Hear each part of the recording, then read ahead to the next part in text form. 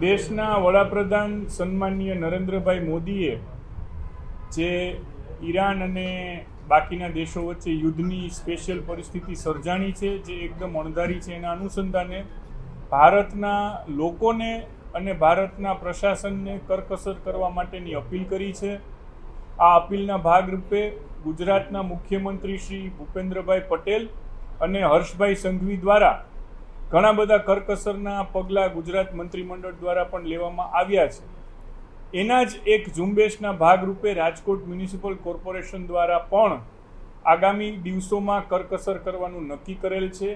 આ કરકસરના ભાગરૂપે જે પ્રોજેક્ટ હજી શરૂ નથી થયા અથવા તો બિગિનિંગ સ્ટેજમાં છે, 20% સુધીનું જેનું કામ થયું છે, આવા બધા જ પ્રોજેક્ટને રિવ્યૂ કરવા માટેનો નિર્ણય લીધો છે.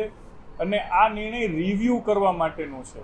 એક પણ પ્રોજેક્ટ બંધ નથી કરવાના, પરંતુ જેની જરૂરિયાત છે, જે સીધા જ લોક ઉપયોગી પ્રોજેક્ટ છે, એ બધા આ ફાઇનાન્શિયલ યરમાં ચાલુ રહેશે. બાકીના બધા પ્રોજેક્ટ્સ છે નેક્સ્ટ ફાઇનાન્શિયલ યરમાં મૂવ કરવામાં આવશે. એ ડિટેલ્સ તમને ગઈકાલે સ્ટેન્ડિંગ કમિટીની મિટિંગ થઈ એમાં ઠરાવમાં મળી જશે. એકદમ મને અત્યારે ઓરલી યાદ નથી.